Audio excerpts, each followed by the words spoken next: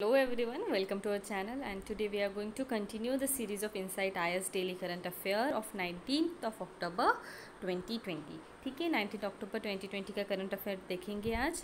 और the topics जो हम आज डिस्कस करने वाले हैं, there are 7 topics. There are 7 topics from the mains point of view and there are 5 topics that are prelim specific। Okay, so let's start our today's discussion with the first topic from paper 1, that is GS1 पेपर। तो news है why flood occur in Hyderabad. ठीक है, recently हम जानते हैं कि बहुत ज़्यादा फ्लड आ गया है हैदराबाद में। ठीक है, काफ़ी न्यूज़ में देख रहे हैं हम। तो कंटेक्स्ट क्या है?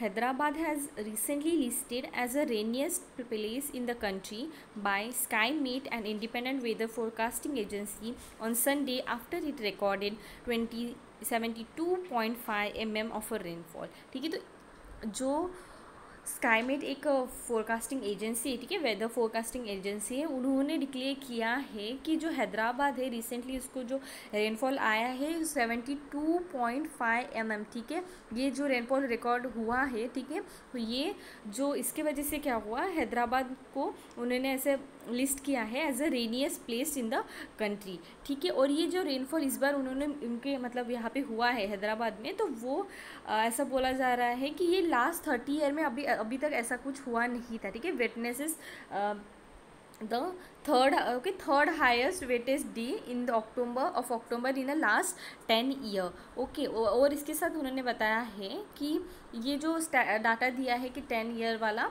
ठीक है, ये इंडियन मेट्रोलॉजिकल डिपार्टमेंट के डाटा के अकॉर्डिंग है। ठीक है, और क्या बताया गया है कि ऐसा ही इसी टाइप का जो है रेनफॉल है हैदराबाद में, इसके पहले मतलब ये तीसरी बार है। ठीक है, तो इसके पहले कब आया था हैदराबाद में? आया था अक्टूबर 10, 2013 को आया था। ठीक है, 98.3 mm। और इस बार क्या आया, 17 में एक बार आया था 82.6 mm। ठीक है, और इस बार भी आया है, मतलब ये थर्ड वेटेस्ट डे रहेगा हैदराबाद को। ठीक है, अभी ये क्या है रेनफॉल इन दिस मंथ। ठीक है, अभी उन्होंने बताया है IMD that is Indian meteorological department through का डाटा है कि it indicate that the city has been pounded with 356 mm of rainfall in 18 days which is 4 times higher than the normal rainfall। तो ठीक है, इन्होंने इतना 18 डेज़ में इतना रेनफॉल उन्होंने उनके यहाँ पे आया है। ठीक है, और ये कहीं ना कहीं 4 टाइम हायर है दैन द एवरेज जो रेनफॉल होता है वहाँ पे। ठीक है, वॉट कॉज दिस हैवॉक? अभी ठीक है, ये डिवास्टिकेशन, ठीक है, ये हैवॉक कैसे हो गया? ठीक है, ये how it cause the havoc, अभी इसके बारे में दिया है कि जैसे हम जानते हैं यहाँ पे एक फिगर है। ठीक है, यहाँ पे एक मैप दिया है जहाँ पे हम जानते हैं कि यहाँ ये हमारा इंडिया है। ओके, इंडिया का बॉटम पार्ट है, तो यहाँ पे है अरेबियन सी। ओके, यहाँ पे अरेबियन सी है, यहाँ पे आता है बे ऑफ बंगाल। ठीक है, बे ऑफ बंगाल। तो ठीक है, हम जिसके वजह, और यहाँ पे आता है हैदराबाद। ठीक है, ये लोकेशन आप याद रखना। अभी मैं एक बात बताती हूँ कि ये कैसे हुआ है कि नॉर्मली साइक्लोन्स जो होते हैं, ठीक है, साइक्लोन्स के बारे में अगर सॉरी फॉर द मिस्टेक कि पहले बताया गया है कि it was caused by the weather that formed in the Bay of Bengal hit the eastern coast and move westward weakly on the way. ठीक है, तो यहाँ पे क्या होता है, इनिशियली जो होता है, जो साइक्लोन्स बे ऑफ बंगाल में ओरिजिनेट होते हैं। ठीक है, तो इनिशियली ये देखिए, ये इस साइड होगी, ये वेस्ट हो गया, ये नॉर्थ हो गया और ये साउथ हो गया। तो ठीक है, इनिशियली ये जो साइक्लोन यहाँ पे ओरिजिनेट होते हैं, ठीक है, इनिशियली वो पहले वेस्टर्न कोस्ट में हिट होते हैं and then they are moving toward the eastern coast में ओरिजिनेट होते हैं, then they are moving toward the western coast. Okay, जब ये वेस्टर्न कोस्ट में जाते हैं तब उसका जो इंटेंसिटी है वो कहीं ना कहीं कम होती है। और यहाँ पे दिया गया है कि नॉर्मली जो साइक्लोन जो है use to lose is steam, okay, upon making their landfall. This particular system, however, clocked on a long east-west track cutting across Andhra Pradesh, Telangana, north interior Karnataka and Maharashtra. Okay, ऐसा बताया गया है कि जब when it goes towards the east direction, okay, west direction, and at that time क्या होता है कि ये कहीं ना कहीं वो जो ट्रैक होता है, ठीक है, साइक्लोन का, तो वो कहीं ना कहीं it cut across the Andhra Pradesh, Telangana, north interior of Karnataka and महाराष्ट्रन रीजन, ठीक है। अभी हम जैसे जानते हैं कि जो हमारे इंडिया में जो रेनफॉल आता है वो साउथ वेस्ट मानसून विंड के वजह से आता है, तो ये साउथ वेस्ट मानसून विंड के वजह से जो रेनफॉल आता है, ठीक है, तो ये रेनफॉल मैक्सिमम, ठीक है, जब रेनी सीजन स्टार्ट हो गया था, ठीक है, नॉर्मल रेनफॉल जितना आना चाहिए उतना आ गया है, जिसकी वजह से क्या हुआ, जो सॉइल है, ठीक है, सॉइल में एक मॉइस्चर कंटेन की कैपेसिटी होती है, तो वो सॉइल की रिटेनिंग कैपेसिटी जो है वो सफिशिएंटली फुलफिल हो गई है। अभी ये जो एडिशनल रेनफॉल आ रहा है इसके वजह से क्या हो रहा, ऑब्वियसली सॉइल रिटेन नहीं करेगी, मॉइस्चर कंटेन नहीं करेगी, और ऑब्वियसली कहीं ना कहीं इसके वजह से जो है ना फ्लड जो है या वाटर फ्लो जो है वो ओवरलोड हो रहा है। In additional vertical wind shear the result of a significant differences in the wind speed between higher and the lower atmospheric level help the system maintain its intensity as a deep depression और as a well marked low pressure area even on the land, ठीक है। अभी यहाँ पे बोला है कि low pressure area even on the land, ठीक है। अभी सबसे एक बेसिक बता देती हूँ आपको, फिर साइक्लोन के बारे में अगर मैंने क्लियर कर दिया तो आपको ये कंसेप्ट समझ में आ जाएगा, ठीक है।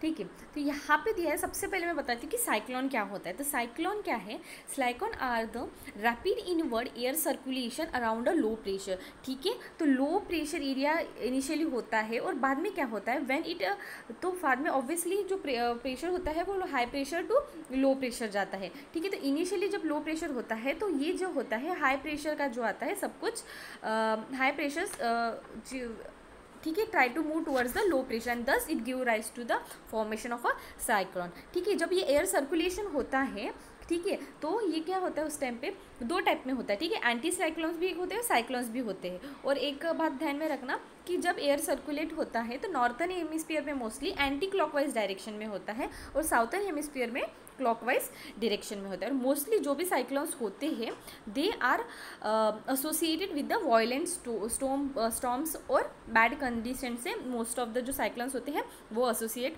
होते हैं, ठीक है। वर्ल्ड में काफ़ी सारे डिफरेंट नेम्स भी दिए जाते हैं साइक्लोन्स को, जैसे इंडियन ओशियन रीजन में साइक्लोन बोला जाता है, जैसे ऑस्ट्रेलियन रीजन हो या कुछ डिफरेंट रीजन हो, ठीक है। जैसे जापान उस साइड में क्या होता है टाइफून बुलाया जाता है, इस साइड में लिया जाए ऑस्ट्रेलिया वगैरह के साइड में तो मोस्टली आई थिंक विली बोला जाता है, एक बार चेक कर लो, मुझे याद नहीं आ रहा अच्छे से, ठीक है। तो डिफरेंट नेम्स भी होते हैं। टाइप ऑफ साइक्लोन्स अगर देखा जाए तो ट्रॉपिकल साइक्लोन्स होते हैं और एक्स्ट्रा ट्रॉपिकल साइक्लोन्स होते हैं। जो एक्स्ट्रा ट्रॉपिकल साइक्लोन्स होते हैं हम उसको टेम्परेट साइक्लोन्स भी बोलते हैं, और मिडल लैटिट्यूड साइक्लोन और फ्रंटल साइक्लोन और वेव साइक्लोन, ठीक है। तो इसको फ्रंटल साइक्लोन्स मतलब मोस्टली एक बात ध्यान में रखना कि जो एक्स्ट्रा ट्रॉपिकल साइक्लोन्स होते हैं वो फ्रंट में मोस्टली फॉर्म होते हैं, ठीक है। तो इसके वजह से क्या होता है उसको हम फ्रंटल साइक्लोन्स भी बोलते हैं, ठीक है। अभी यहाँ पे क्या दिया गया है कि जो कुछ कंडीशंस दी मैंने अभी जैसे बताया कि एंटी साइक्लोन्स होते हैं वो साइक्लोन्स होते हैं, ठीक है।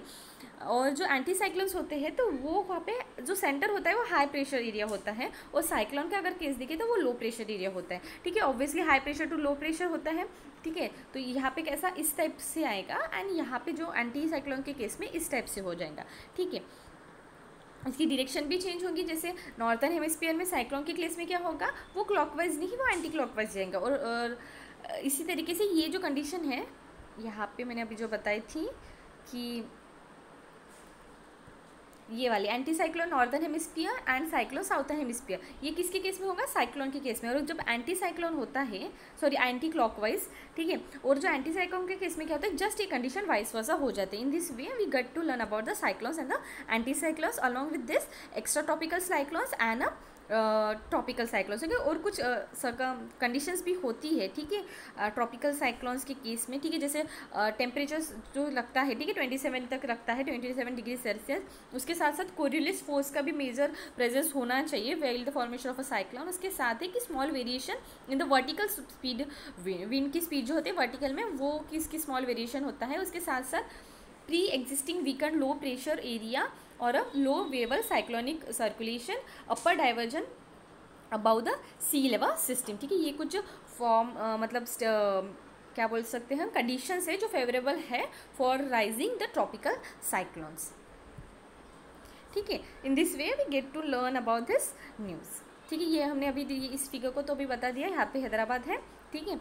और यहाँ पे बस यहाँ पे दिया है, ठीक है, ये जो लाइन में मार्क किया गया है ये वाला, ठीक है। तो अक्टूबर 16 में क्या हुआ, अक्टूबर 16 को कि 8:30 15 नॉक लो प्रेशर एरिया, ठीक है, 15 नॉक लो प्रेशर एरिया। नॉक क्या होता है, नॉक एक हम उसको ऐसे बोल सकते हैं कि एक यूनिट होता है जिससे स्पीड, ठीक है, unit of speed, okay, and it is quietly equivalent to the 1 nautical mile, ठीक है, 1 नॉटिकल माइल पर हवा के इक्वल होता है 1 नॉट इक्वल्स, ठीक है, 1 नॉट यहाँ पे जो मेंशन किया है ना ये वाला नॉट इसका, ठीक है। और ये अभी हम जैसे जानते हैं 1 नॉटिकल माइल्स पर हवर्स होता है, तो 1 नॉटिकल माइल्स कितने किलोमीटर होता है, 1.852 किलोमीटर्स होता है, ठीक है, ये भी बात ध्यान में रखना, ठीक है। But why flood occur in Hyderabad, अभी हैदराबाद में क्यों ऑकर होते हैं, तो सबसे पहला है कि Hyderabad is a system of a catchment, ठीक है, जलग्रह जैसे हम बोलते हैं हिंदी में catchment, okay.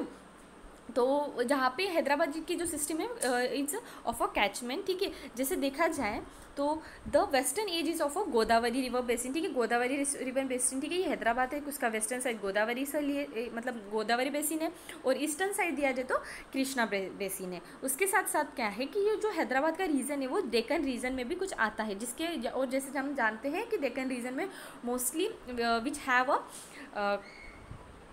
chaotic drainage pattern, and this is also one of the reason why the floods are occurred in Hyderabad. What efforts are made in the past to control the floods, ठीक है, अभी बहुत बार, ठीक है, मैंने अभी बोला था कि ये 3rd टाइम ऐसा हुआ है, ठीक है, कि इस टाइप का बहुत हैवी रेनफॉल हुआ है, ठीक है, हैवी फ्लड हुआ है हैदराबाद में। तो इसके पहले भी जब हुआ तो क्या क्या मेथड्स लिए थे या क्या क्या एफर्ट्स लिए थे to control the past flood, ठीक है। तो 1908 में क्या हुआ था, devastation cause by the cloud burst and the flooding claim 15,000 lives and rendered 80,000 homeless, ठीक है। इतना सारा डिस्कशन क्लाउड बर्स्ट होने के वजह से हुआ था 1908 में, ठीक है। उसके बाद क्या हुआ, सर विश्वेश्वरैया उसने was commissioned to conduct a study and suggest a measure related to the impact on the flood. तो उन्होंने एक मतलब स्टडी कंडक्ट की, तो स्टडी के अकॉर्डिंग क्या हुआ, उसके बाद क्या हुआ, 2 रिजर्वायर बनाए गए, ओस्मान सागर एंड हिमायत सागर, ठीक है।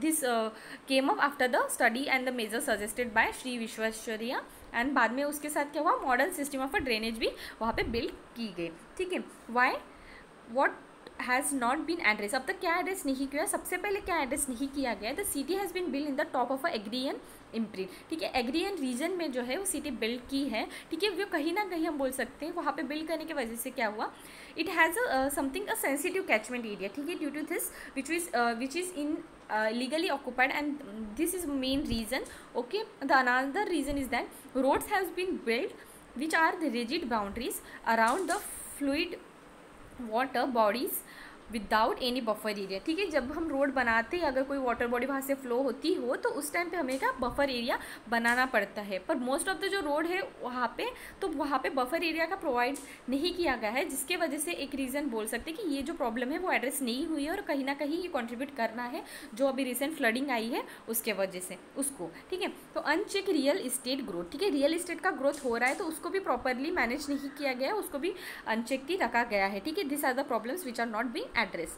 What need to be done, अभी क्या करना अभी नेसेसरी हो गया है, सबसे पहला है take stock on the entire drainage system, not just a नालाज, ठीक है, पूरा जो स्टॉक हमें एंटायर ड्रेनेज सिस्टम का निकालना पड़ेगा, ठीक है, जस्ट नालाज का नहीं। उसके साथ है कि जो होल सिटी है, ठीक है, उसका कैचमेंट एरिया का अच्छे से स्टडी करना पड़ेगा। उसके साथ साथ begin to clear a critical area of encroachment, ठीक है, जो भी एरिया इंक्रोच हुआ है, जो क्रिटिकल एरियाज है उसको क्लियर करना पड़ेगा। उसके साथ साथ क्या है, for all this to be implemented we need to execute an ecological body like a lake and a park authority, ठीक है, लेक और पार्क अथॉरिटी जैसे एक एग्जीक्यूटिव बॉडी का इम्प्लीमेंटेशन करना पड़ेगा, ठीक है।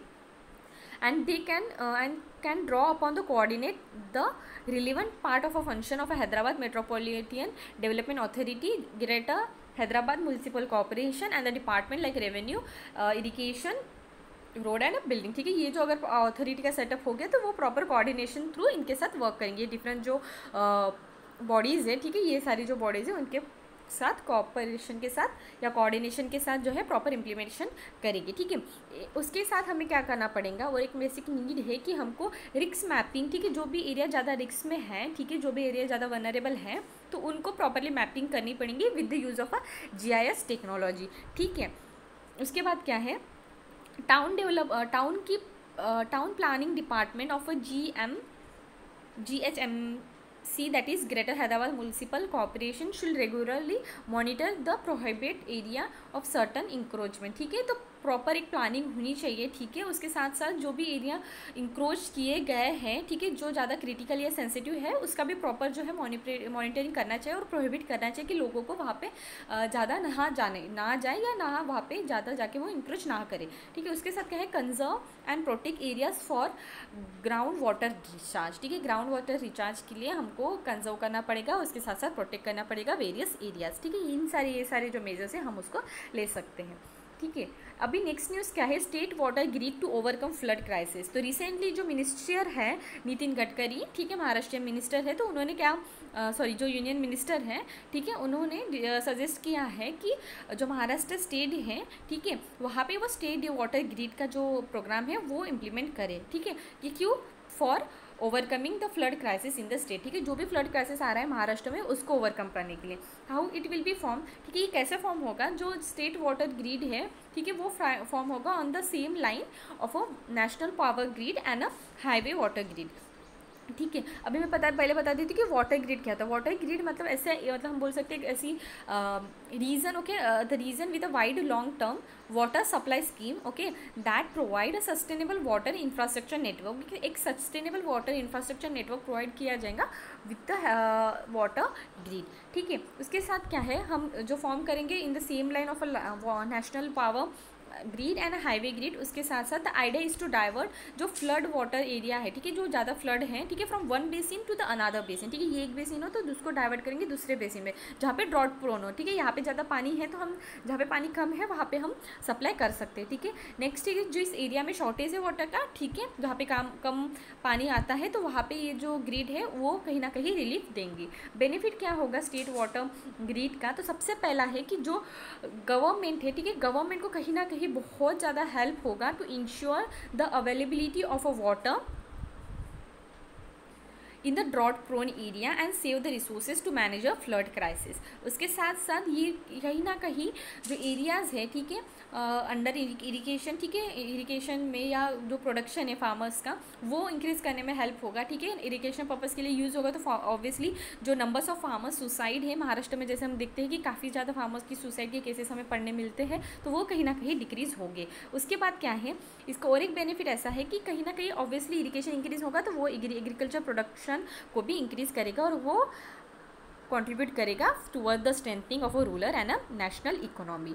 And again the benefit is that the deviated flood water will relieve a stress on a local resources, ठीक है, local resources, ठीक है, जहाँ पे water transport किया जाता है, ठीक है ना, transport of a good and the passenger through river water transport can be and this relief, okay, ये जो रिलीफ है, ठीक है, फ्लड वाटर की प्रॉपरली ग्रिड, ठीक है, एक सस्टेनेबल वाटर नेटवर्क डेवलप होने के बाद, ठीक है, ये कहीं ना कहीं लोकल जो स्ट्रेसेस होते हैं वो भी उनको भी जो है रिलीफ देगा, ठीक है। फिशिंग जैसे अदर जो बिजनेसेस है रिलेटेड टू द वाटर, तो वो भी कहीं ना कहीं फ्लोरिश होंगे।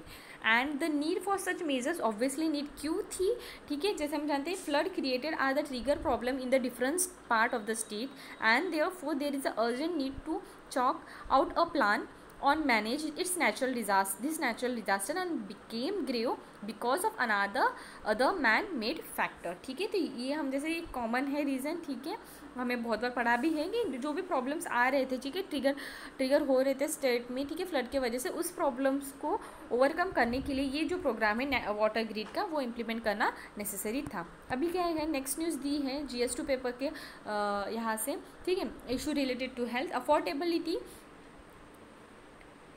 Of nutritious diet in rural area. Recently एक स्टडी कंडक्ट हुई है international food policy research institution through, ठीक है, एक इकोनॉमिस्ट कल्याणी रघुनाथम उन्होंने एंड उसके जो कंपेनियन थे उन्होंने एक स्टडी कंडक्ट की है। ये स्टडी रिसेंटली कुछ की फाइंडिंग उन्होंने दी है। पहला ऐसा है, the select the cheapest option for a actual Indian diet, ठीक है, एक चीपेस्ट ऑप्शन जो इंडियन डाइट में होना चाहिए, जैसे कि wheat, rice, bajra, milk, curd, onion, radish, spinach, banana, ठीक है।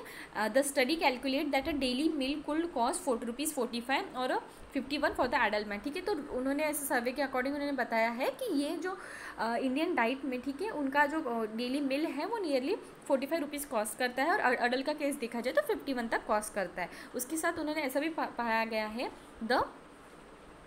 देयर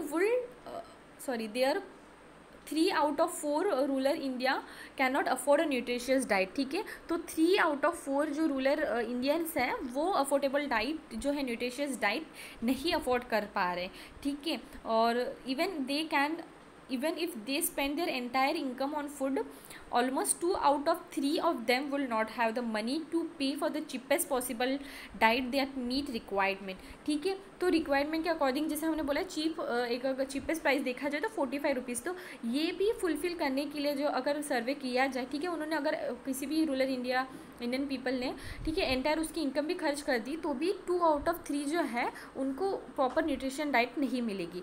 ये भी एक उन्होंने की फाइंडिंग की है। If they get aside just 3/3 of their income for non food expenses, 76 of rural India will not be able to afford the recommended diet, ठीक है। तो 76 रूरल इंडियन जो रहेंगे, 76% वो अफोर्डेबल जो रिकमेंड डाइट है वो भी अफोर्ड नहीं कर सकते हैं, ठीक है। एंड यहाँ पे सिग्निफिकेंस क्या है इस स्टडी का, the finding are significant in the light of the fact that India performed ambitiously on a many nutrition indicator even while the country claimed to have achieved a food security। ऐसा कि India तो claim कर रही है कि they have achieved the food security, but several indicators and several studies are showing that वो कहीं ना कहीं लैक कर रही है। इसलिए ये जो सिग्निफिकेंट फाइंडिंग है कि हमें अब इस पर वर्क करना चाहिए, ठीक है। लेटेस्ट हम जैसे जानते हैं कि ग्लोबल हंगर इंडेक्स का रैंकिंग आया था, मैंने कुछ दिन पहले ही न्यूज़ में डिस्कस किया था, हमारा वीडियो भी बन चुका है, आप पुराने जो न्यूज़ सेक्शन है वहाँ से देख सकते हो। फिर भी मैं एक बार आपको छोटी आइडिया देती हूँ कि ग्लोबल हंगर इंडेक्स में अगर इंडिया का स्टेटस देखा जाए, ठीक है, यहाँ पे भी दिया है कि शोर that India has a world highest prevalence of a child wasting that is reflecting acute under nutrition, ठीक है। चाइल्ड वेस्टिंग मतलब क्या होता है? चाइल्ड वेस्टिंग मतलब होता है कि low weight for height, okay, height के अकॉर्डिंग जो है वेट कम होता है, उसको हम बोलते हैं चाइल्ड वेस्टिंग। तो वर्ल्ड में सबसे ज़्यादा इंडिया में पाए गए हैं, और वर्ल्ड चाइल्ड वेस्टिंग को हम एक्यूट अंडर न्यूट्रिशन भी बोलते हैं। और ये जो ग्लोबल इंडेक्स है, ठीक है, हंगर इंडेक्स, इसमें काफ़ी सारे फैक्टर्स कंसीडर किए जाते हैं, जैसे मैंने पहले भी बताया था, फिर भी एक बार बता रही हूँ। एक फैक्टर है कि अंडर न्यूट्रिशन, ठीक है, कोई जो पर्सन है प्रॉपरली कैलोरी कंज्यूम नहीं होता, उसको हम बोलते हैं अंडर न्यूट्रिशन।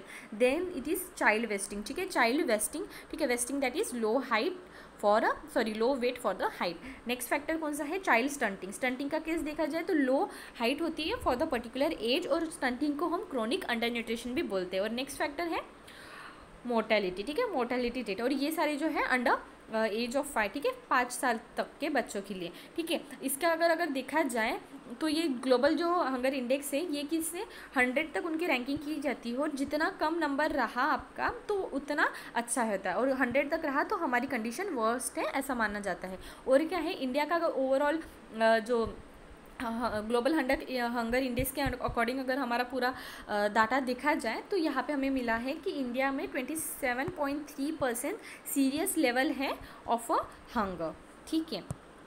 अभी क्या दिया गया है कि हमने national security food security achieve की है, ठीक है, ऐसा बोला गया है, पर कहीं ना कहीं जो है काफ़ी सारे फैक्टर्स हमें लैक करते हैं, ठीक है। अभी ये सर्वे के अकॉर्डिंग तो हमें पता चल गया। इंडियन न्यूट्रिशन गाइडलाइंस देखा जाए तो the national institute for a nutrition guideline for the nutritious adequate diet call for a adult women to eat 330 gram of cereals and 75 gram of pulses a day। इतना consume करना चाहिए average जो women है, adult women को। उसके साथ साथ मतलब हमारा जो गाइडलाइन के अकॉर्डिंग डाटा देख रहे हैं, ठीक है, उसके साथ क्या है, इतना वुमन को कंज्यूम करना चाहिए in a day. And along अगर इसका देखा जाए along with this 300 gram of a dairy, 100 gram of a fruit, 300 gram of vegetables which कुल include at least 100 gram of a dark green leafy vegetable. ये होना चाहिए एडुकेट डाइट जो है हमारे गाइडलाइंस के अकॉर्डिंग। व्हाट मेथडोलॉजी यूज़, अभी ये जो कैलकुलेट करने के लिए कौन सी मेथड यूज़ की जाती है, जैसे हम जानते हैं अनलाइक द इकोनॉमिक सर्विस थालीनॉमिक, ठीक है, थालीनॉमिक करके ऐसा इससे किया जाता है। ये क्या है, एक एंटायर व्यू देता है, ठीक है, इट गिव्स और it provides a entire view of a जो मिल की कॉस्ट होती है उसका, ठीक है। एंड ये this study uses the ways of a unskilled worker who make up a larger proportion of the population then a industrial worker, ठीक है। ये स्टडीज़ कहीं ना कहीं हमें यूज़ होती है टू डिसाइड और to adjust the wages of a unskilled worker, ठीक है, जो मैक्सिमम पॉपुलेशन को कंट्रीब्यूट करते हैं as compare to the industrial worker, and includes items such as a dairy, fruit and dark green vegetable that are essential as a part of Indian official dietary guidelines, ठीक है। तो ये news थी। Next क्या है, India past Covid peak. तो यहाँ पे दिया है कि मॉडलिंग स्टडी कंडक्ट की थी, that is covid Indian national super model conduct किया था by the 7 member expert panel था, ठीक है, on a future course of a pandemic. Commission किया था by the department of science and technology, ठीक है। उन्होंने रिपोर्ट सबमिट की है, उसमें की फाइंडिंग में ऐसा फाइंड किया गया है the India pass it covid peak जो है इन सितंबर में उन्होंने पास कर दिया है। अगर की करंट ट्रेंड देखा जाए continued, there is a minimal cases by the February से कम केसेस दिखाई दे रहे हैं, ठीक है। उसके साथ साथ की फाइंडिंग में ऐसे भी फाइंड किया है कि इंडिया की कोविड-19 जो बर्डन है is accepted to be capped at 106 lakh symptomatic infection by the earlier next year, which will less than a 50,000 active cases from a December, ठीक है। ये स्टैट दिया गया है उन्होंने ऐसा, और उन्होंने ऐसा भी कहा है this however is premise on no spike being triggered by festival or mutation in the virus adding its prey in winter, ठीक है। अगर म्यूटेशन या फेस्टिवल सीजन में अगर ये वायरस का स्प्रेड नहीं हुआ तो वो कहीं ना कहीं जो हमारा कर्व है वो डिक्रीज कर सकता है। उसके बाद और कहा गया है कि the complete shutdown will consider only at the sub district level, complete shutdown जो है it will only consider by the sub district level if there is a spike that threaten the local health care capacity, ठीक है। local health care capacity को अगर कहीं ना कहीं ये कोविड-19 अगर ट्रिगर कर रहा हो, थ्रीटन कर रहा हो, तो क्या होगा, the complete shutdown will be consider only in the sub district level. उसके साथ कहा गया है कि 30% जो है of a country has been explored to the virus, ठीक है। सो फार अभी तक का तो देखा गया तो इतना है, ठीक है। There has been no lockdown in India, ठीक है, काफ़ी दिनों से लॉकडाउन तो नहीं चल रहा है, ठीक है। और उसके साथ उन्हें ऐसा भी बताया गया है कि no lockdown in India would have been seen symptomatic active infection peak from 40 to 147 lakh by June, and the lockdown beginning on April 1 or May will be have been peak to 30 to 40 lakh by July। अभी यहाँ पे एक curve दिया गया है, ठीक है। यहाँ पे कितना राइज हुआ है 7 डे पर एवरेज के अकॉर्डिंग, ये जो ब्लू मार्क है, ठीक है, एंड जो रेड है वो दिया है न्यू डेट, ठीक है, राइट एक्सिस पे, ठीक है। अभी यहाँ पे दिया है जून जुलाई अगस्त सितंबर अक्टूबर का कर्व दिया है, ठीक है, कितना फ्लक्चुएशन आ रहा है। अभी यहाँ पे न्यूज़ है Myanmar Rohingya and overview of a crisis. तो यहाँ पे क्या दिया गया है कि रिसेंटली जो अगर सबसे पहले बताती हूँ कि रोहिंग्या कौन है या म्यांमार का क्या कंडीशन है। तो who are the Rohingya, describe by the United Nation secretary general Antonio Guterres, उनके अकॉर्डिंग है, यूनाइटेड नेशन सेक्रेटरी जनरल के अकॉर्डिंग हम अगर डेफिनेशन देखा जाए, ठीक है, उन्होंने ऐसे डिस्क्राइब किया है रोहिंग्या को as one of if not the most discriminated people in the world. The Rohingya are the one of the Myanmar many ethnic minority, Myanmar की एक इथनिक माइनॉरिटीज़ है रोहिंग्या, ठीक है, रोहिंग्या कम्युनिटी। और उनको यूएन के जो सेक्रेटरी जनरल है उन्होंने ऐसे कहा है कि इट इज़ और they are the most discriminated peoples in the world, ठीक है। अगर उनका नंबर देखा जाए 2017 के अकॉर्डिंग, ठीक है, रोहिंग्या कम्युनिटी पीपल का, तो वो नियरली 1 मिलियन है म्यांमार में, and they have their own language, ठीक है। उनकी अगर डिस्टिंक्शन फीचर देखा जाए तो उनकी खुद की लैंग्वेज है, कल्चर है, ठीक है। और वो कहीं ना कहीं ऐसा बोला जाता है कि वो they are the descendant of a Arab trader and other group who have been in the region for the generation. अभी इशू क्या है रिसेंटली, जैसे हम जानते हैं कि गवर्नमेंट ऑफ म्यांमार, ये भी रोहिंग्या का केस जो है वो अभी से नहीं काफ़ी टाइम से चलते आ रहा है, और रोहिंग्या का जो केस है इंडिया से रिलेटेड भी है, ठीक है। इंडिया में भी रोहिंग्या कम्युनिटीज़ का जो है रोहिंग्या कम्युनिटीज़ है, ठीक है, और वही कहीं ना कहीं जो है म्यांमार लिया, ठीक है। रोहिंग्या कम्युनिटी का इशू है, काफ़ी टाइम से चलते आ रहा है, ठीक है। अभी यहाँ पे भी एक इशू के बारे में दिया गया है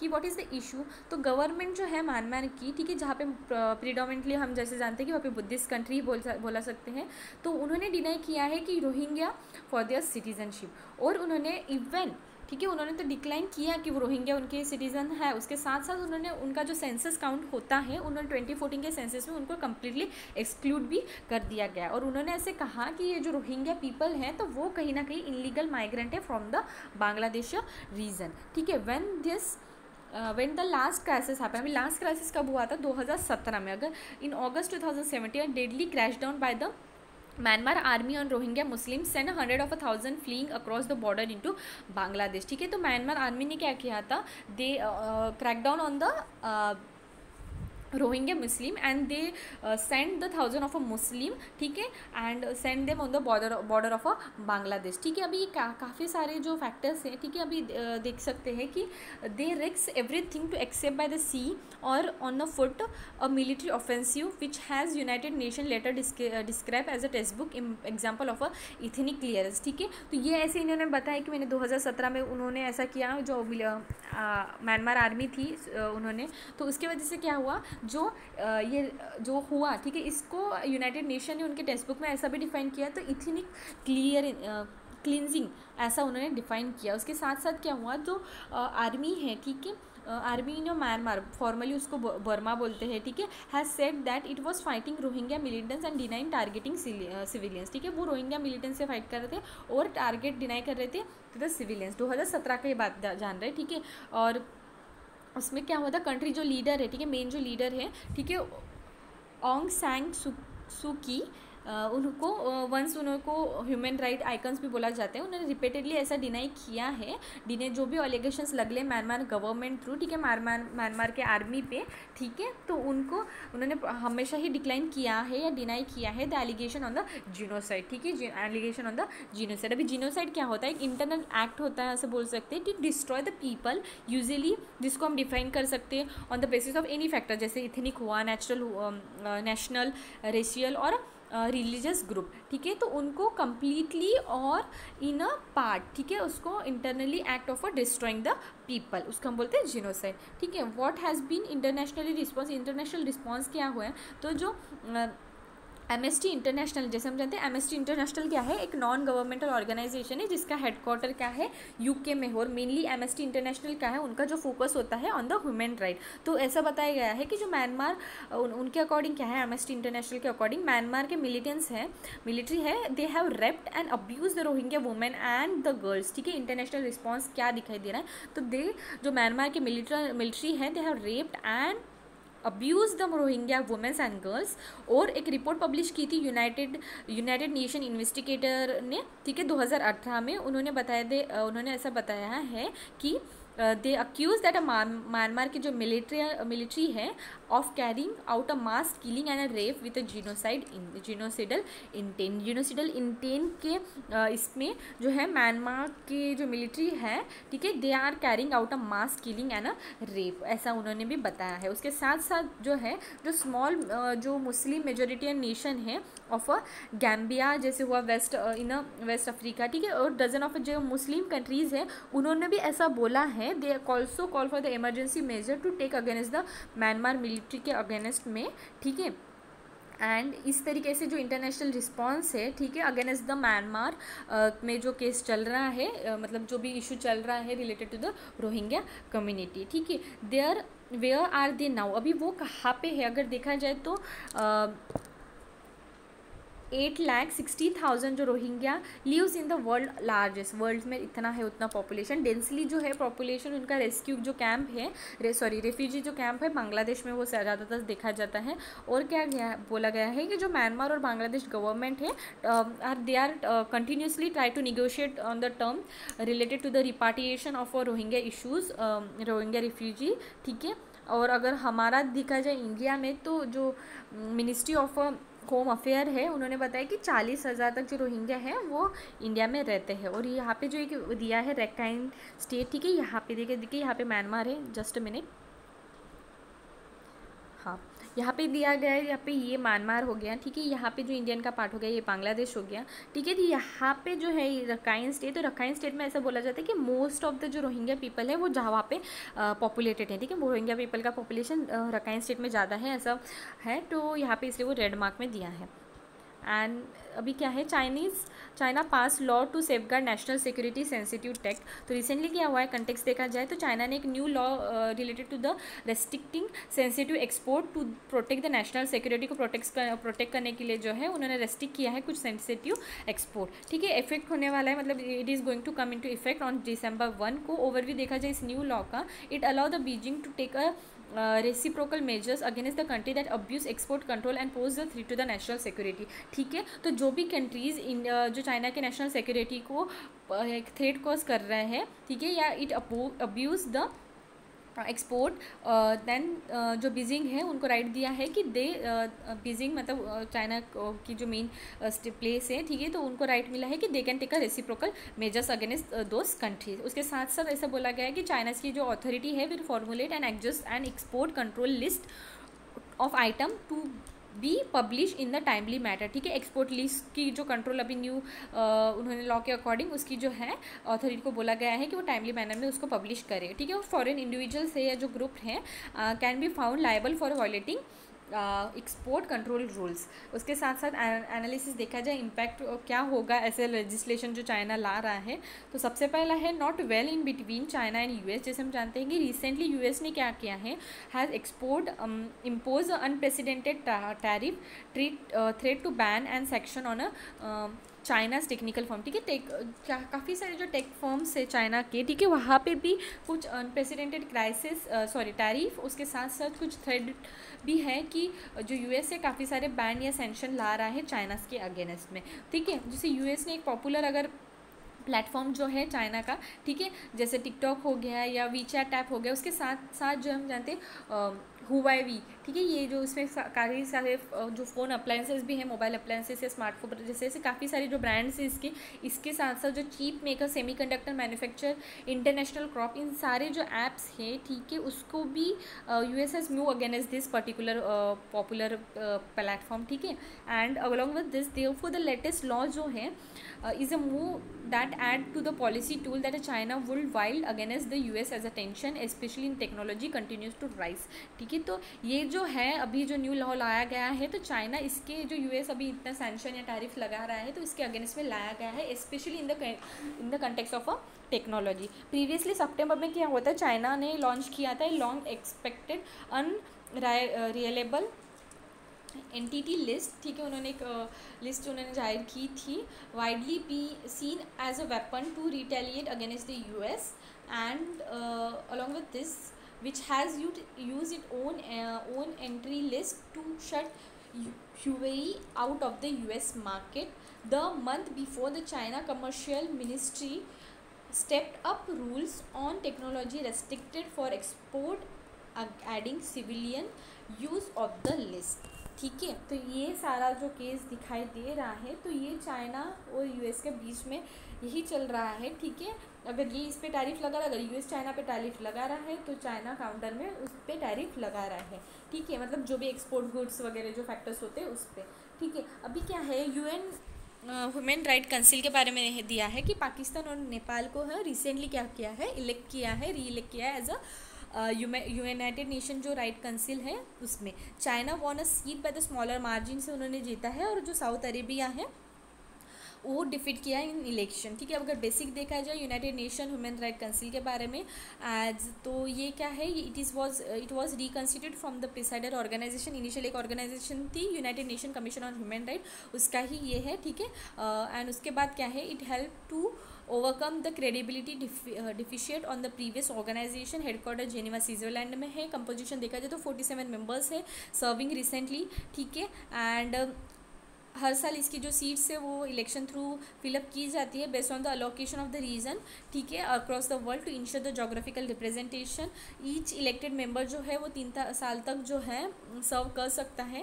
एंड कंट्रीज़ का अगर देखा जाए are dislocated for occupying a seat for more than 2 consecutive term, ठीक है। 2 कॉन्जिक्यूटिव टर्म डायरेक्ट हम नहीं रह सकते, ऐसा भी एक कंडीशन है। फंक्शंस देखा जाए तो जो United Nation human right council है pass non binding resolution of a human right issue through the periodic review for all 193 United Nation member state call as a universal periodic review, ठीक है। Universal periodic review के form में जो है non binding resolution लाया जाता है, पास किया जाता है, ठीक है। It oversee the expert investigation on violation of a specific country. Special जो प्रोसीजर थ्रू जो है कुछ ह्यूमन राइट का वायलेशन हो रहा है तो उस पर भी इन्वेस्टिगेशन किया जाता है।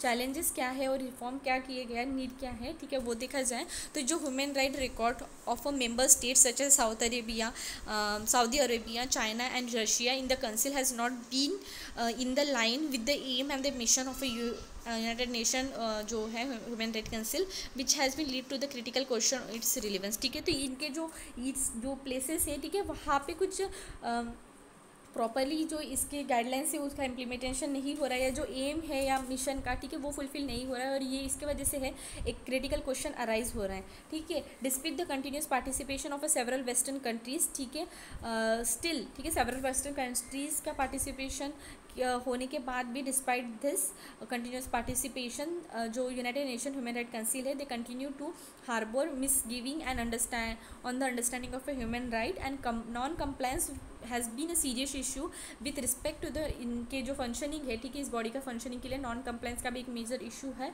और उसके साथ साथ क्या है, non participation of a powerful nation such as a US का भी पार्टिसिपेशन नहीं है। तो ये सारे इश्यूज और नीड है जो हमें एड्रेस करना पड़ेगा। अभी कुछ फैक्ट दिए है related to the prelims. Israel and Bahrain to formalise diplomatic tie, तो इजराइल और बहरीन ने ऑफिशियली डिक्लेयर कर दिया है कि they are going to establish diplomatic relation किस बाय साइनिंग जो यूएस ब्रोकर एग्रीमेंट को साइन करके। अगर देखा जाए तो United Arab Emirates and the Bahrain become only the third and the fourth Arabian जो स्टेट है जिन्होंने एग्री किया है या उन्होंने नॉर्मलाइज किया है टाई विद द इजराइल, ठीक है। जैसे हम जानते हैं उसको हम बोलते हैं कि इजराइल जो 1979 की पीस डील, ठीक है, which Egypt and 1994 pact with the Jordan, ठीक है। तो इनिशियली पहला कौन, मतलब जिसकी नॉर्मलाइज टाई हुई है इजराइल के साथ, तो पहला कौन था, इजिप्ट पहला था, जॉर्डन, देन इजिप्ट, और अभी देखा जाए तो यूएई और बहरीन। अब क्या है, sink of a skin of a India by ZSI, तो skin of India recently publication हुआ है as recently publication by a geological survey of India. की फाइंडिंग में ऐसा फाइंड किया गया है कि जो India is a home of the 62 species of a skin, एक ये वाला स्पीशीज़ है, ठीक है, यहाँ पे जो दिया है, तो ये स्पीशीज़ जो है इसके 62, मतलब इसके जो है 62 स्पीशीज़ फाइंड किए गए इंडिया में, और 57% जो है नियरली फाउंड होते हैं इंडिया में, ठीक है, और वो जो है एंडेमिक है। And they are found in all the kind of habitat in the country and from the Himalayan coast देखा जाए तो डेंस फॉरेस्ट और टू द डेजर्ट, ठीक है, सारी जगह पे मोस्ट ऑफ द जो हैबिटेट है इंडिया के वहाँ पे सारे यहाँ पे मिलते हैं। With 1602 species of skink around the world making the largest family of a lizard, their occurrence in India is less than 4%। अगर इतनी स्पीशीज़ है पूरे वर्ल्ड में तो अगर उनकी इंडिया का देखा जाए तो 4% है ग्लोबल डाइवर्सिटी उनकी इंडिया में। अभी क्या है इसके स्पीशीज़ के बारे में अगर देखा जाए, उनका they have a long body, relatively smaller or no legs, okay, no pronounced neck and glossy scale, skinny are commonly reptile, okay, commonly reptiles होते हैं। अब भी क्या है, सद्धाना पास के बारे में दिया है, प्रीवियसली हम उसको नस्ताशुन पास भी बोलते थे। माउंटेन पास है जम्मू एंड कश्मीर का, लोकेटेड इन हिमालय और कनेक्ट करता है करनाल तहसील ऑफ कुपवारा डिस्ट्रिक्ट को, ठीक है, with rest of the Indian administrative region जो है कश्मीर वैली का। एंड वो लोकेटेड है in the vast Shambhir mountain range में, ठीक है। यहाँ पे काफ़ी सारे पासेस कहाँ से पास होते हैं और जो भी पास रिसेंटली न्यूज़ में होता है उसके बारे में उसका लोकेशन जाना नेसेसरी होता है, तो ये पास अभी रिसेंटली थे तो इसके बारे में हमने देख लिया, ठीक है। अभी नेक्स्ट क्या है, SEALNIC 20, ठीक है, एक सीरीज़ है, नेवल एक्सरसाइज होती है जो इंडियन नेवी और श्रीलंका नेवी के बीच में होती है। लेटेस्ट एडिशन, ठीक है, हुआ है हेल्ड ऑन त्रिनकोमाली श्रीलंका में, ठीक है। फर्स्ट टाइम जो ये एक्सरसाइज थी दो कंट्री के बीच में 2005 में हुई थी। अभी क्या है, स्केल इंडिया ऐप, ठीक है, the leather sector skill council has recently announce the launch of this app, ठीक है। ये जो लेदर सेक्टर स्किल काउंसिल है उन्होंने ऐप का ये किया है, लॉन्च किया है। अगर ऐप का ये फुल फॉर्म देखा जाए तो skill certification assessment for a leather employer skill, ठीक है। ये एंड्रॉयड ऐप है, ये एक ऐसा सिंगल प्लेटफॉर्म है to integrate quality assurance across all the services and leather sector skill council has set up in 2012 after getting approval by national skill development corporation through. जब approval मिल गया था तब इसका जो फॉर्मेशन था, इस काउंसिल का फॉर्मेशन हुआ था और इस बार जो है इन्होंने एक ऐप लॉन्च किया है, that is scale app. And in this way we conclude our today's news section. Have a nice day, thank you, please like, do comment and subscribe.